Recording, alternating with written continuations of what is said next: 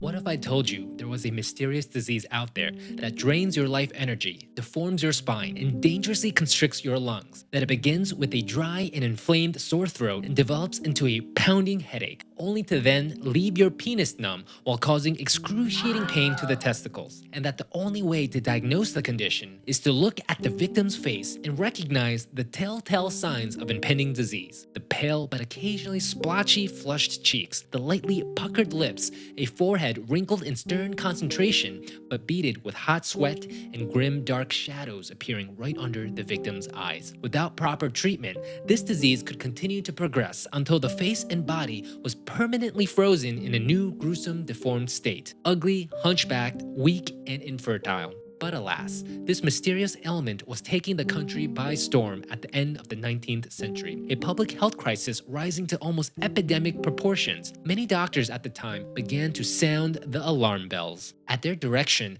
news bulletins were printed and disseminated in various journals and papers to try and raise awareness of this new dangerous menace terrorizing the populace. Unfortunately, their efforts fell on deaf and ignorant ears. As a result, multiplying even faster than the bubonic plague, the disease spread exponentially through society, changing an entire generation and the rest of the world in ways no one could ever come to predict. In a way, we are still grappling and trying to understand the consequences of this disease even to this day. But what is this mysterious disease and why is it so dangerous? That's exactly what I'm about to talk about. If you're new to this channel, welcome. I am a doctor who completed residency training at Harvard with both a medical degree from Yale and an undergraduate degree from Harvard. This entire channel is dedicated to increasing health literacy through the telling of interesting stories. If that sounds appealing to you at all, then please subscribe and hit the notification bell. The disease comes by many names: kyphosis, bicyclistarum, cyclist's neuralgia, but perhaps it's most famously known as none other than bicycle face, a disease first discovered in the 19th century to condemn all who would dare to try the most dangerous invention to have ever been created in the history of humankind: the deadly, unforgiving, two-wheeled contraption of doom that tortures its victims in a never-ending cycle of effortful tedium until complete physical exhaustion, lest they lose balance completely and crack their head against the pavement underneath. This contraption, as I've been told, is more colloquially known as the bicycle. A 1895 article in the Literary Digest warns against the recklessness of wheeling and the wretched bicycle face that accompanies it. Usually flushed, but sometimes pale, often with lips more or less drawn, and the beginning of dark shadows under the eyes, and always an expression of weariness. Dr. Shadwell echoed these concerns in an article published in the National Review in 1895 on the hidden dangers of cycling. He writes, "Even a short ride leaves me with a pallid face, a palpitating heart, the beginnings of a headache and a tendency to insomnia." He describes the two-wheeled death machine as extremely unstable, something that can never be left to itself for a single moment without losing balance. As a result, the incessant effort of keeping balance places a great strain on the rider's nerves and results in the peculiar strained facial expression from which the disease got its name. Shadwell continues, Has anybody ever seen persons on bicycles talking and laughing and looking jolly, like persons engaged in any other amusement? Never, I swear. Doubtless they can at a pinch, but in practice they don't. All their attention is given up to the road and the machine. With set faces, eyes fixed before them and an expression either anxious, irritable, or at best stony, they pedal away looking neither to the right nor to the left, save for an instantaneous flash, and speaking not at all, except a word flung gasping over the shoulder at most. What Shadwell is implying is that our bodies and brains have a limited capacity to take in incoming information. His argument is this: because for most of human history, since we've never been able to go any faster than we can run, our brains can only process the world whizzing by at maximum the rate of a full sprint. Thus, if you go any faster than that, like perhaps on this dreadful bicycle, not only will your fancy top hat and monocle fly off, your poor brain simply won't be able to handle the information overload. The rapid frequency of images entering the eye from the speeding device would just be too much for the optic nerve and the balancing centers of the head to handle. As a result, This overtaxed nervous system will manifest as a sick headache or migraine. And all of that hasn't even taken into consideration the awkward position your body contorts into in order to fit on this bicycle. The only thing uglier than your face when you ride a bicycle is your posture. Your spine naturally deforms into that of a hunchback when riding, and as this article points out, there is no uglier object outside a freak museum than even the handsomest young man bending in colicky curvature over the steering bar. This is known as kyphosis bicyclistarum. This 19th century newspaper article warns that if this fad is not nipped in the bud, humans run the risk of devolving into a race of narrow-chested and humpbacked men. If that doesn't dissuade you from jumping aboard this dreadful invention, consider what it can do to your throat and your private parts.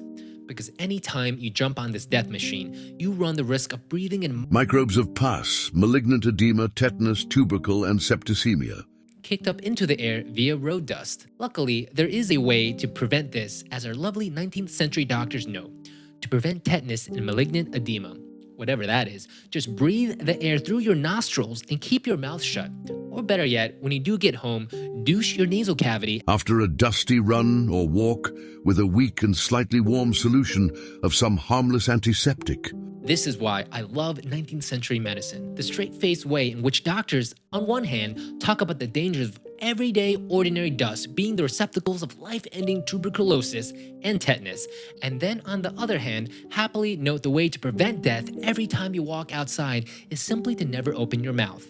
And then when you do get home, to douche out your nose with what I can only guess is a mixture of brandy, opium, and cigarettes. And don't forget your groin. Beware of cyclist's neuralgia, a dreadful condition where the repeated beating of one's groin against the bike saddle can lead to penile numbness, urinary retention, scrotal sensitivity, anal distress, and bleeding thighs.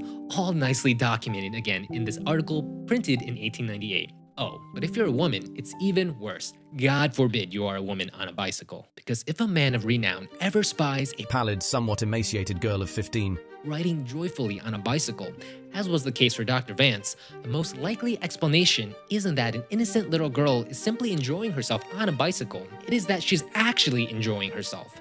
As in, she must be using the bike seat as a masturbatory device.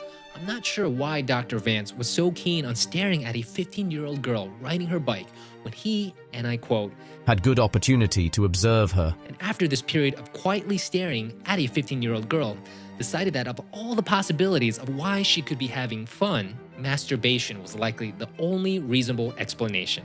While most people would keep these kinds of thoughts to themselves, Dr. Vance then decided that not only was he so sure of his judgment on the matter, he also concluded his thoughts were of such merit that they needed to be published in the Transactions of the New York Obstetrical Society, a prominent gynecological journal for all to see and discuss. But of course, being the upstanding gentleman that he is, he then decides to do a thorough search for female masturbation on bicycles in the medical literature, entering a few keywords like orgasm, bicycle, female masturbation.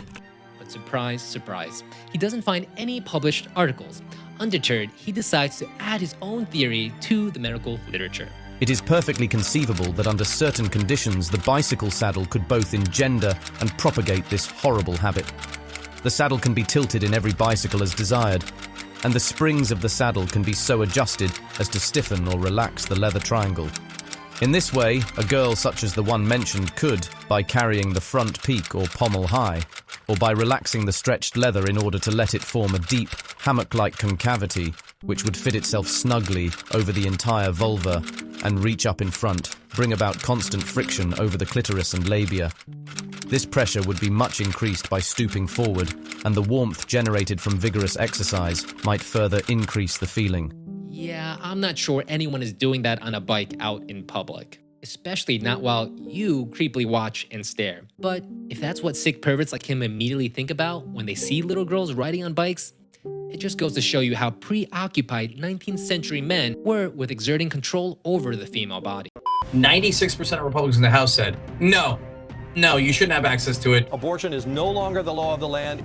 This will affect our ability to take care of miscarriages. The governor of Mississippi won't rule out a ban on contraception. Oh, interesting.